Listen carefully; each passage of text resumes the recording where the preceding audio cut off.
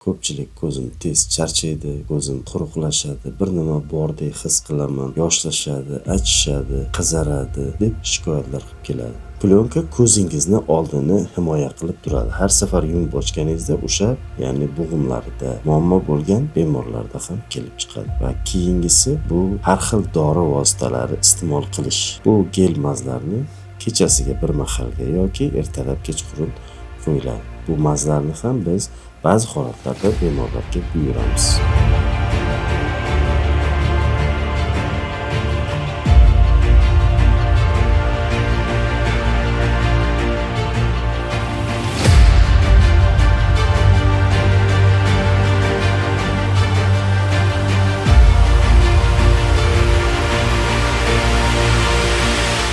Quruq ko'z sindromi haqida gaplashamiz. Quruq ko'z sindromi hozirgi paytda juda ko'p uchraydigan ko'z kasalliklaridan biri hisoblanadi.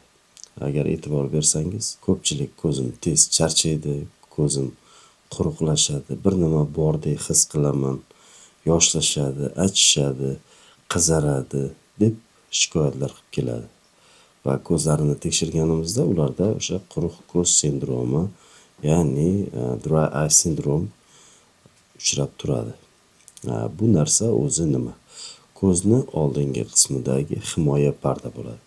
O'sha himoya parda yoki himoya parda mustahkam bo'lmaydi yoki sifatsiz bo'ladi. O'sha narsa hisobiga kelib chiqadigan bu kasallik. O'zi ko'zni oldingi qavati himoyalangan bo'ladi. Ko'z yumib ochganingizda ko'zingizdagi oldidagi himoya parda paydo bo'ladi va bir necha sekund turadi. Odatda o'rtacha 5-7 sekund o'rtacha ushlab turadi. Ba'zi odamlarda o'sha ko'z yosh plyonkasi 1-2 sekundda parchalanib ketaveradi. Buning sabablari nima? Bu ko'z oldi plyonkasi nimalardan iborat? Birinchi qavati lipid qavat, ikkinchi qavat suvli qavat va uchinchi qavati mutsin qavatdan iborat bo'ladi. Ya'ni 3 qavatli plyonka ko'zingizni oldini himoya qilib turadi. Har safar yumib ochganingizda o'sha plyonka sizning ko'zingizda bo'lishi kerak. O'sha plyonka sizni tashqi muhit ta'sirlaridan himoya qiladi va ko'zingiz namlanib turadi. Ko'z yosh plyonkasini kamayishi, sifatini buzilishini asosiy sabablari nima? Birinchisi yosh. Ya'ni 40 yoshdan oshgan odamlarda bu ko'proq uchraydi. Ikkinchisi bu gormonal o'zgarishlar, organizmdagi gormonal o'zgarishlar. Uchinchi ishi asosiy gadjetlar bilan, kompyuter, telefon, televizorlar bilan bog'liq bo'lgan ishlar. To'rtinchisi bu revmatologik kasalliklar, ya'ni bo'g'imlarida muammo bo'lgan bemorlarda ham kelib chiqadi. Va keyingisi bu har xil dori vositalari iste'mol qilish. Bular ya'ni antihistamin, antidepressant, antihistamin va antidepressant dorilar va boshqa ma'lum dorilarni muntazam iste'mol qilish ham ko'zdagi quruqlik sindromi kelib chiqishiga sabab bo'ladi. Ko'zda o'zida bo'ladigan dorilar, masalan, glaukomaga qarshi bo'lgan tomchilar ham ko'zdagi quruqlik sindromi kelib chiqishiga sabab bo'ladi.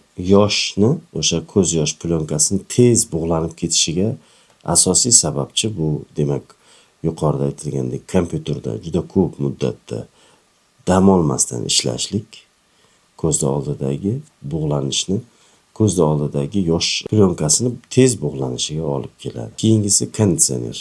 Ya'ni xonadagi konditsionerni uzoq muddat ishlatib, o'sha konditsioner havoda o'tirib ishlash ham havoni quruqlashishiga va ko'zdagi quruqlik sindromi kelib chiqishiga olib keladi. O'shaning uchun biz har doim aytamiz, konditsionerli xonada, uzoq kompyuterda ishlaydigan xonada ishlaganingizda albatta havoni namlantiradigan uskuna qo'yib qo'ying. Chunki havoni namligini ushlab turishi kerak.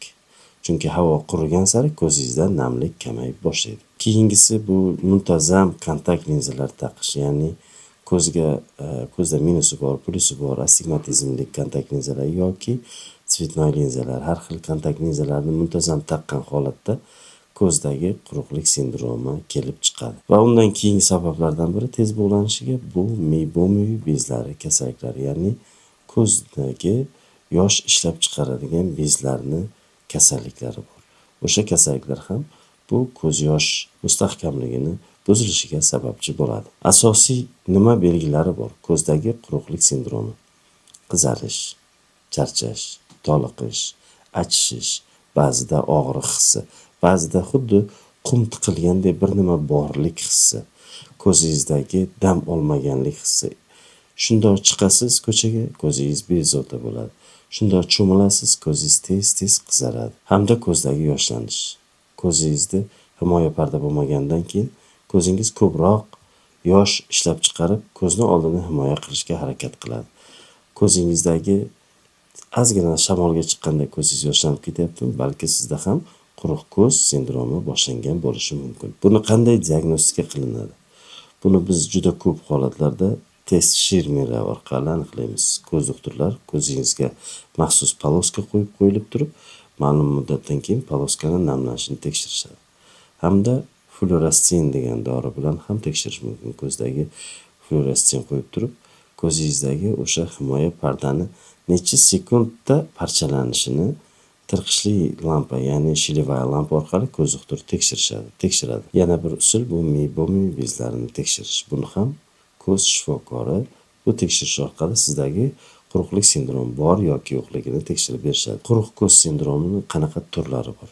Birinchisi, bu ko'z yosh plyonkasini kamligi, ya'ni mustahkam bo'lmaydi. Ya'ni ko'z yoshi kam ishlab chiqariladi. Ikkinchisi, bu tez bug'lanib ketishi bu. Ya'ni ko'z yosh plyonkasi paydo bo'ladi, lekin juda tez bug'lanib ketadi.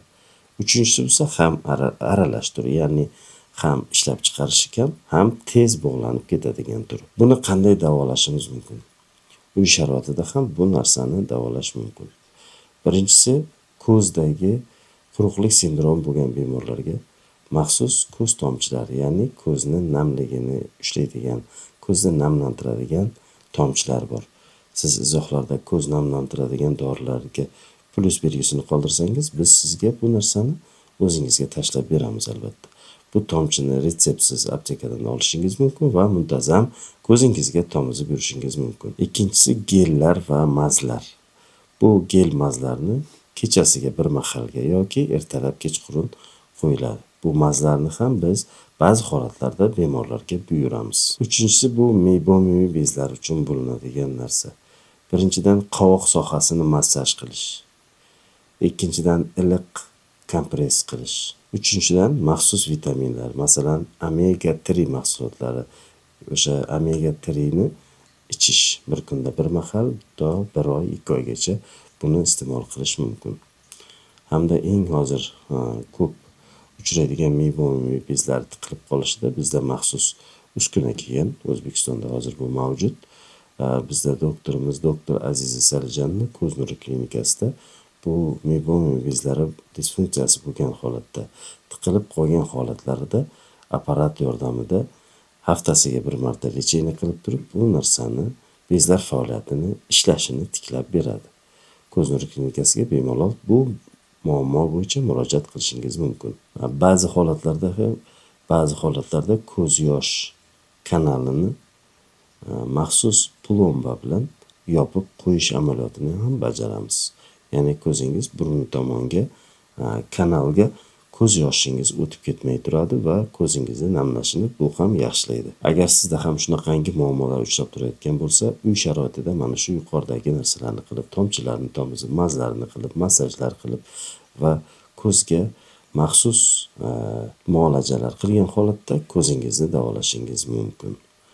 Albatta siz ko'z oynaklaridan, ya'ni quyoshdan himoya qiladigan, kompyuter nurlaridan himoya qiladigan va shamollardan himoya qiladigan ko'z oynaklaridan foydalanishingiz ham ko'zni himoya pardasini yaxshilashga, ya'ni quruq ko'z sindromini oldini olishga va tuzatishga yordam qiladi. Eng yaxshi samarali usullardan yana biri bu suv iste'molini me'yorlashtirish. Ya'ni organizmimizda suv kam bo'lsa, o'sha holatda ham bu quruq ko'z sindromi kelib chiqishi mumkin. Albatta siz bu narsa uchun suyuqlik iste'molini o'zingizni tana vazningizga ko'ra iste'mol qilishingiz kerak bo'ladi. Qonlar quyuqlashadi, umumiy qon bosimingiz oshishi ham mumkin bo'ladi. Agar sizda ham qoningiz quyuq bo'lsa, sizda albatta quruq ko'z sindromi kelib chiqish ehtimoli albatta mavjud. Izohlarda o'zingizdagi muammolarni qoldiring. Biz sizga yordam qilishga harakat qilamiz. Ko'z nuri klinikasi sizga xizmat ko'rsatishdan mamnun. Sog' bo'ling, salomat bo'ling.